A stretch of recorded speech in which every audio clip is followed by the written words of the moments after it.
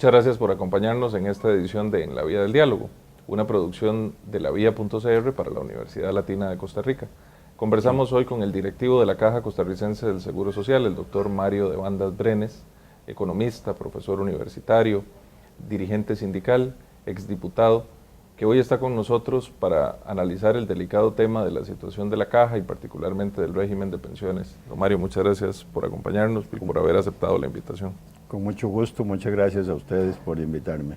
Don Mario, si a las personas que nos están viendo tuviera usted que explicarles de manera muy sencilla, en términos muy prácticos, ¿qué es lo que está pasando con la Caja? ¿Hay una crisis en el régimen de pensiones? ¿Es verdad que hay una amenaza de que el sistema no sea sostenible en el tiempo? ¿Cuál es la situación, usted que conoce la historia por dentro? Bueno, vamos a hablar de pensiones. En primer lugar. Usted me dice de la Caja y explicar en términos sencillos qué pasa en la Caja no es fácil. No es una tarea sencilla. Correcto. En pensiones, el régimen de pensiones de IBM o IVM, no sé por qué históricamente le hemos dicho de IBM, tal vez porque cuando estábamos chiquillos en la escuela le decían B pequeña a la V, correcto. Después ahora le dicen V.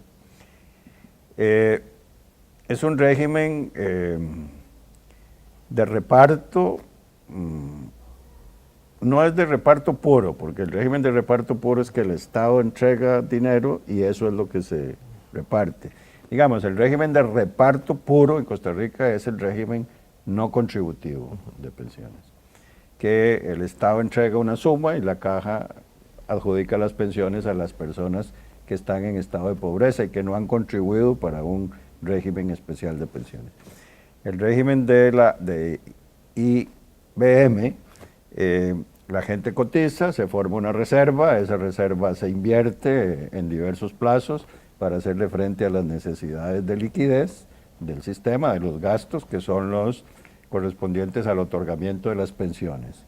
Esos fondos tienen una característica: en su inicio, cuando son muy jóvenes, pues las reservas crecen mucho, paulatinamente conforme empieza a iniciarse la gente a pensionarse, pues las reservas tienden a bajar y por lo tanto hay que estar periódicamente haciendo ajustes en la prima de la cotización para que la reserva se mantenga en el nivel técnico necesario, que los actuarios consideran que debe ser el gasto de 2 años y medio.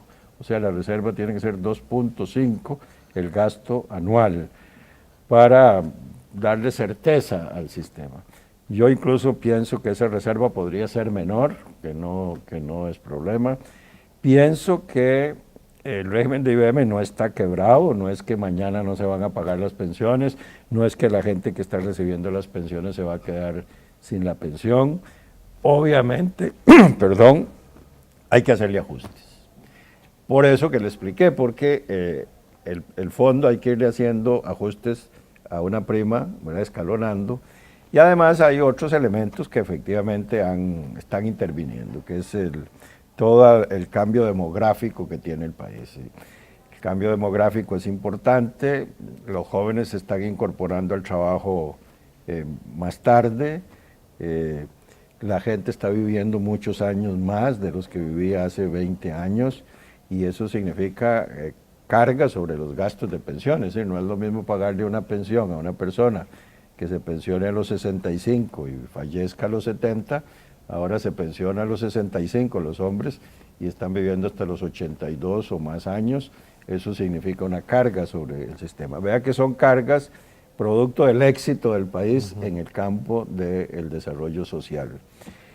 También hay otro aspecto que está afectando bastante ya y es la revolución tecnológica. Es muy interesante, con la revolución tecnológica está aumentando el desempleo, las empresas están pudiendo producir más con menos trabajadores. Es interesante porque el salario de los trabajadores ocupados sí se muestra con una mejoría, ¿verdad? Crece el empleo, pero menos que lo que está creciendo la población económicamente activa, es decir, más gente se ofrece en el mercado de trabajo de la que realmente puede ser absorbida por el mercado de trabajo. Entonces está creciendo el empleo, pero el desempleo está creciendo más por la forma en que lo medimos, ¿verdad? Entonces, estos cambios en el desarrollo tecnológico, incluso con el desarrollo entonces del trabajo por cuenta propia, del trabajo informal, de diversas formas de contratación que están desarrollando las empresas, afectan obviamente la sostenibilidad de los regímenes de seguridad social, y ahí el país tiene un reto entonces muy importante. Don Mario, la presidenta ejecutiva de la Caja recientemente destituida, la doctora Sáenz, es precisamente destituida por proponer un ajuste en la prima que en este caso afecta al sector trabajador, ¿verdad? Que entiendo sigue vigente el aumento. ¿Cómo analiza usted de las personas que más se ha cuestionado esta propuesta?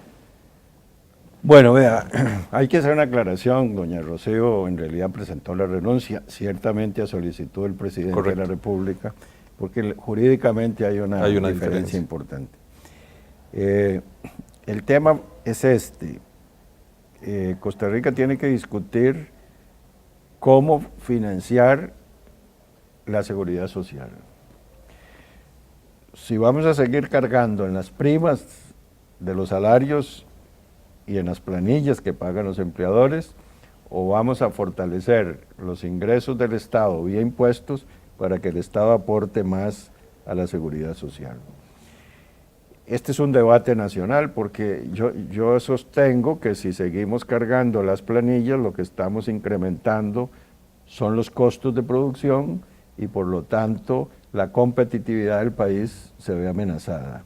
Soy del criterio que debe financiarse más vía impuestos, pero usted conoce que estamos en una crisis porque hay reticencia también en la Asamblea Legislativa de tramitar una reforma tributaria como la que el país está necesitando para hacerle frente a esos gastos. Todos estos temas estaban pensados para que se discutieran en una mesa de diálogo que posteriormente se abrió.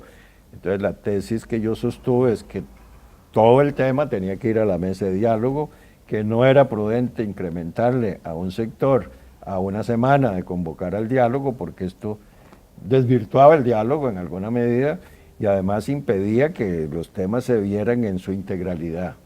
Esa fue la posición mía.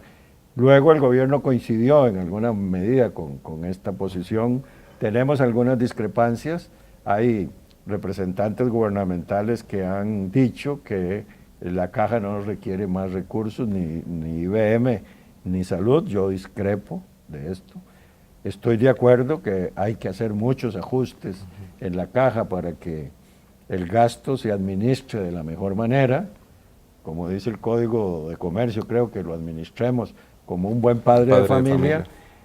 Hay que hacer cambios, hay cosas que no deberían estar sucediendo, pero también es cierto que la demanda nacional por mejores sistemas y métodos de atención en medicina y en pensiones es abrumadora. Es decir, la población está demandando y hay que buscar la forma de cómo financiar esto.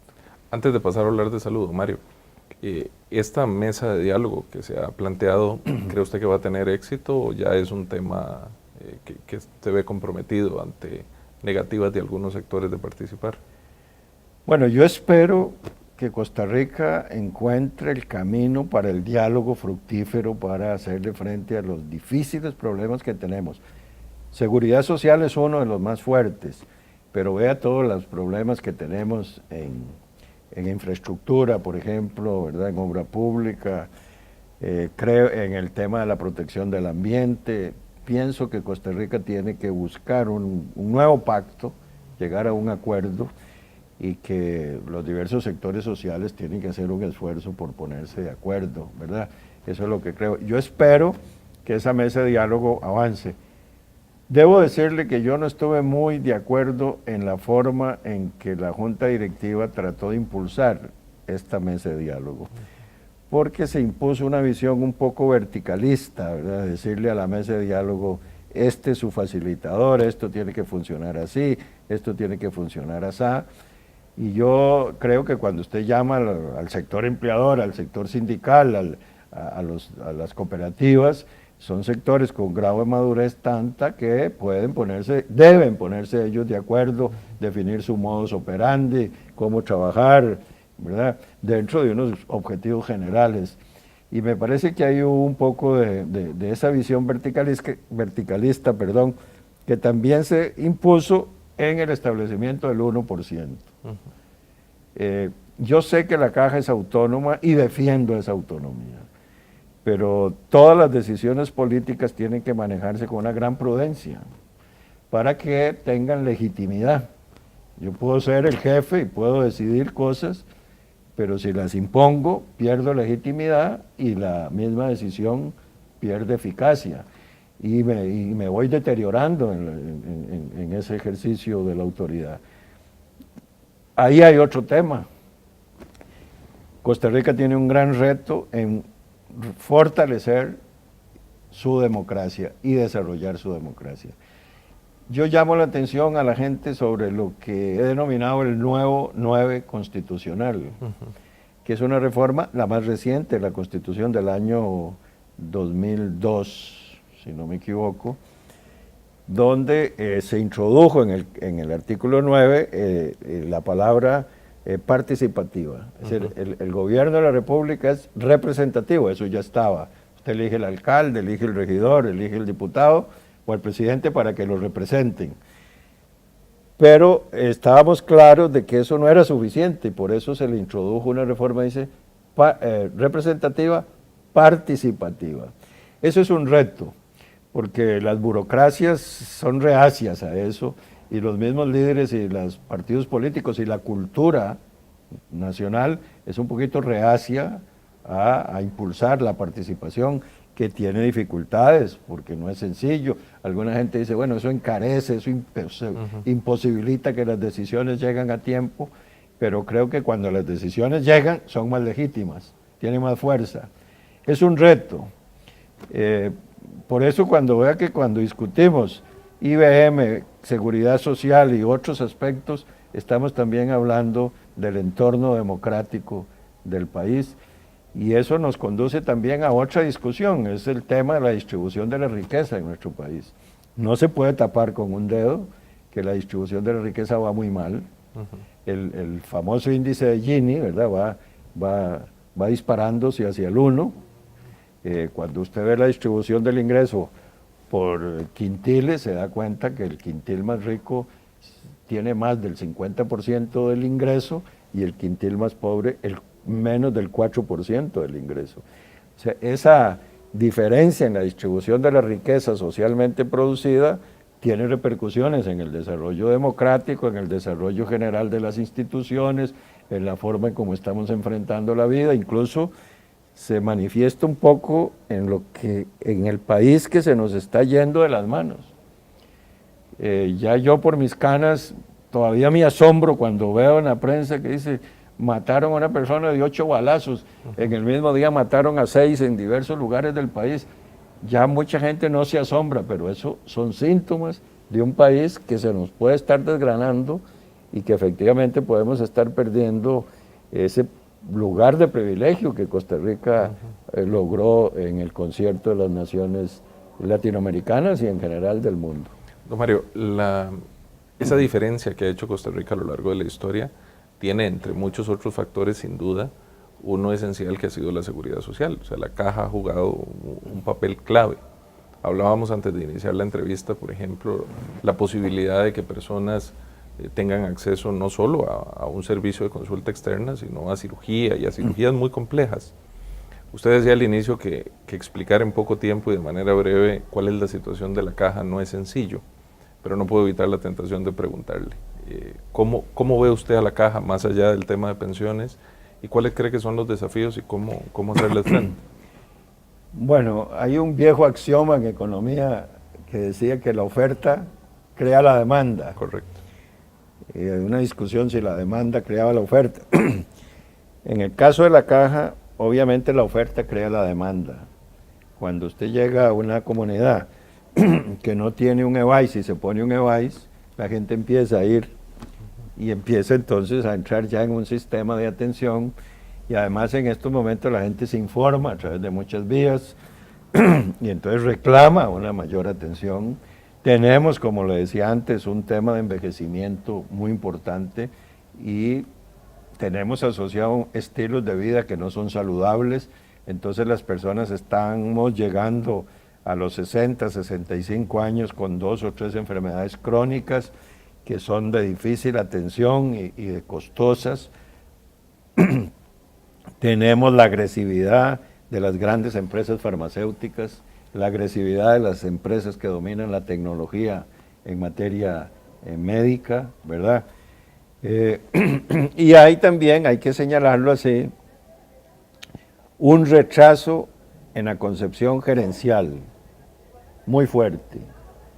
Tenemos unas estructuras gerenciales que están respondiendo a lo que podía suceder en el país hace 20 o 25 años.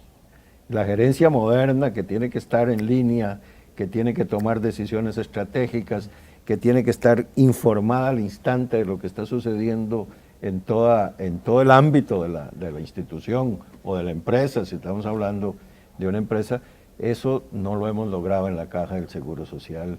Y también está el tema de cómo administrar unos recursos humanos muy complejos y cómo desarrollarlos, cómo lograr un desarrollo más avanzado de los recursos humanos en toda la línea. Tenemos un cuerpo médico excelente en Costa Rica, ¿verdad? Creo que nos podemos sentir orgullosos del cuerpo médico. Tenemos que enfermeras, auxiliares de enfermería, sin embargo hay que hacer un inmenso trabajo en el desarrollo y la promoción del recurso humano, y en eso creo que la Caja tiene dificultades. Hay un problema de inequidad regional. Si a mí me da un infarto en el centro de San José, espero que no, tengo alguna posibilidad de salvarme si llego en media hora a un hospital, pero si a usted le da un infarto en una zona alejada, donde usted no puede llegar al hospital en una hora, sus probabilidades de sobrevivir son muy lentas. Y no hemos podido desarrollar los servicios de cardiología en todo el país. Esto está asociado al problema del envejecimiento. Hablábamos antes de empezar el programa del tema de las cataratas, asociadas mucho al envejecimiento. Y entonces esas listas de espera siguen creciendo porque la gente demanda, porque la gente sabe que se le puede dar ese servicio, porque ya se le ha dado a algunos y efectivamente tienen un costo elevado, y por eso yo insistía en que hay que revisar la financiación de los seguros sociales en nuestro país, porque en el caso del envejecimiento el país no está haciendo el esfuerzo que debe hacerse. Es un tema, vea, cuando se vino aquel boom de los chiquitos, que nacían muchos bebés, el país hizo un esfuerzo extraordinario. Cuando yo era chiquillo no habían kinder, garden, y menos guarderías. Cuando se vino el boom de los chiquillos empezó a desarrollarse la preescolar, que ahora se llama la guardería, incluso hubo reticencia cultural. Yo recuerdo a las abuelas diciendo, ¿cómo van a mandar el bebé a una guardería? Esto es una barbaridad, porque había que atenderlo en la casa. Sin embargo, cambió la cultura, se desarrollaron esos programas para poder atender un crecimiento explosivo de la niñez. Ahora tenemos un crecimiento explosivo de la ancianidad y no se está haciendo todo el esfuerzo que se debe hacer. Es cierto que eso no solo le corresponde a la Caja, y también es cierto, hablando de la Caja, que se ha visto obligada a concentrarse mucho en la atención de la enfermedad y menos en la atención de la prevención y la promoción. En la prevención y la promoción no debe ser solo la Caja, ahí se requiere un concierto de voluntades de otras instituciones, de las municipalidades, del Ministerio de Educación, de las mismas comunidades, de las universidades, ¿verdad? Para que la gente asuma también la responsabilidad en materia de su salud, y eso nos evitaría el incremento de costos en los siguientes niveles de atención ya de la enfermedad. Vea que entonces estamos hablando de un problema de cultura nacional, de un problema de la concepción de la administración de esos recursos, de un problema de la financiación de esos recursos que van muchísimo más allá de lo que puede hacer exclusivamente a su interior la Caja Costarricense del Seguro Social. Don Mario, en relación con este tema, el tema de la gerencia, ¿verdad? Esto que usted plantea como uno, no solo el único, pero como uno de los desafíos, es muy interesante, sobre todo pensando que el país en los últimos 25 o 30 años ha tenido un crecimiento muy importante del sector universitario y de la formación inclusive de posgrados, que me imagino muchos de esas personas que son funcionarios de la Caja tendrán posgrados y formación en gerencia. Entonces, ¿a qué se debe este problema, digamos, más en el detalle, que pareciera ser uno de los temas que podría estar condicionando, evidentemente, los recursos, pero también la operación en sí de la Caja?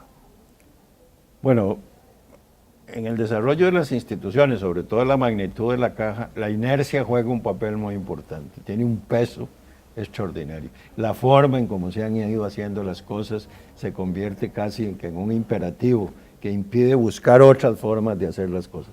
Aquel viejo axioma de administración de que siempre hay una mejor manera de hacer las cosas, a veces ahí se posterga porque la dinámica, la práctica, la cotidianidad exige ir haciendo las cosas.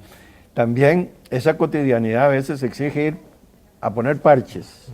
Y al final, cuando uno analiza un problema, hay una colección de parches y de cosas que no, después ya no empatan, ¿verdad? Pienso que eso tiene que cambiarse. En la Caja, por ejemplo, se desarrollaron 6 gerencias casi que independientes unas de las otras. El mismo Banco Mundial en un informe las denomina silos, y refiriéndose un poco a esos tanques de almacenamiento de alimentos, de granos, ¿verdad? Que son silos, aquí tiene una gerencia aquí, otra aquí, con poca comunicación. No hay una gerencia por procesos, ¿verdad? Entonces eso da lugar a la repetición de estructuras y de trámites muy abigarrados que deben modificarse. Yo creo que la Caja requiere un gerente general.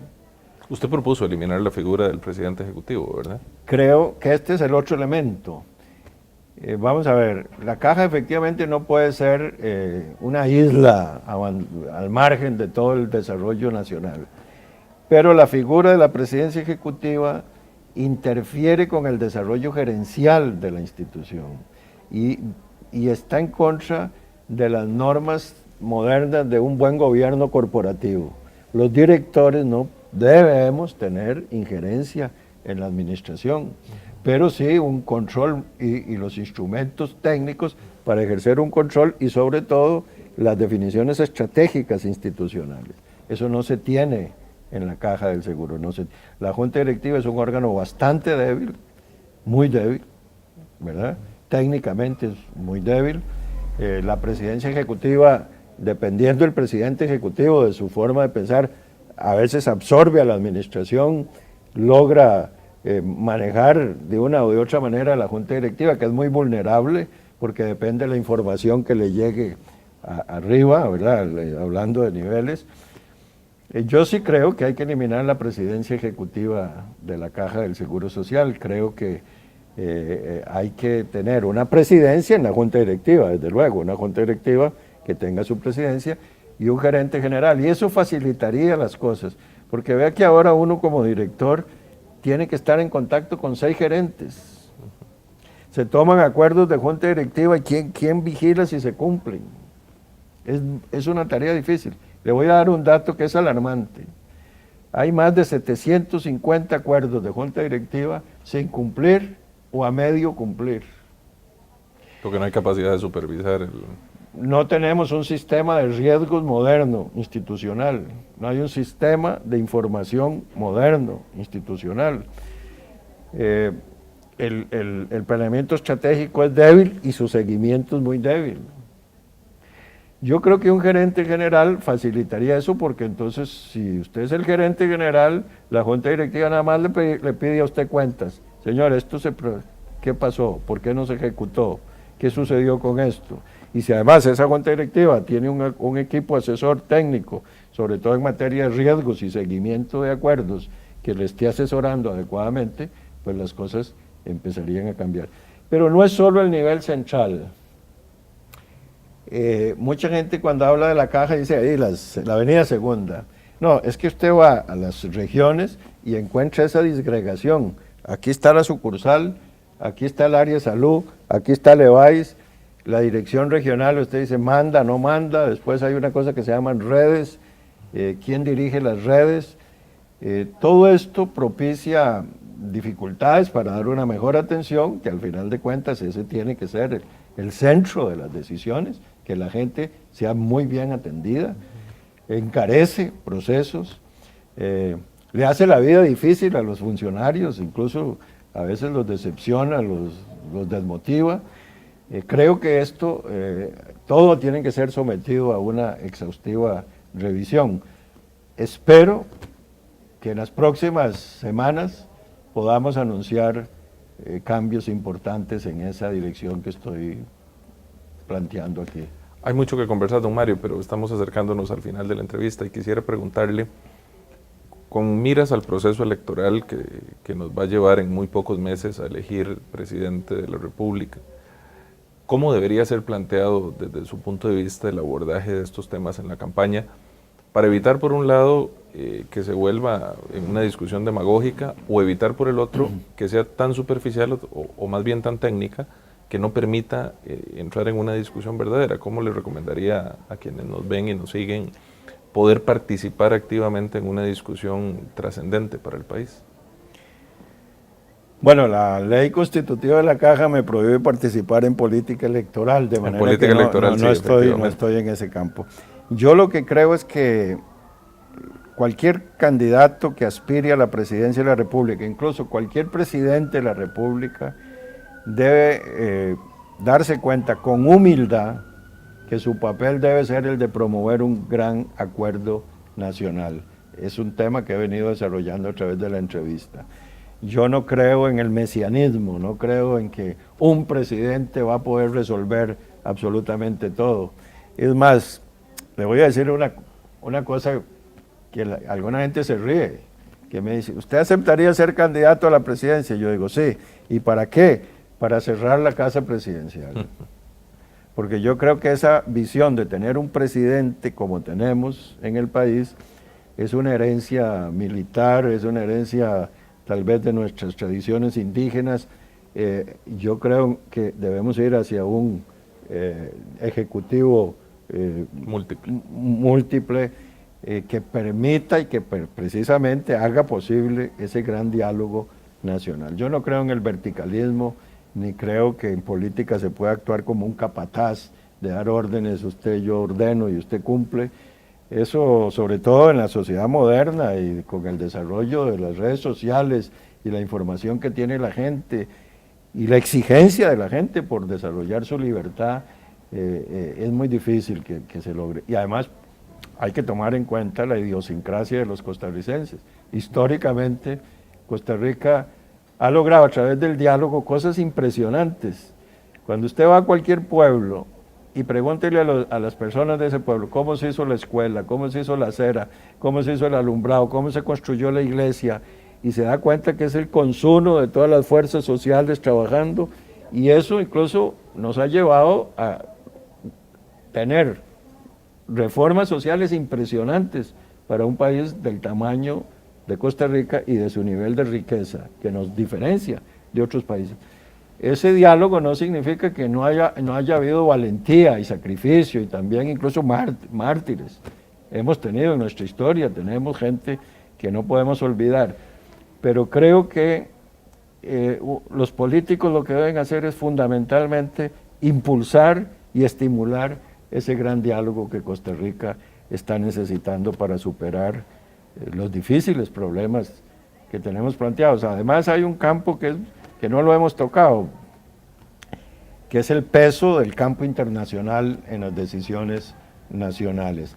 Es decir, lidiar con el campo internacional requiere una unidad nacional todavía más fuerte, porque no es sencillo. Tampoco podemos hacernos ilusiones de pensar que estamos jugando solos el partido.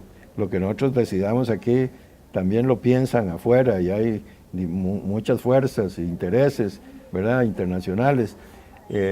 Costa Rica tiene que hacer también en política un gran esfuerzo en el campo de su política internacional.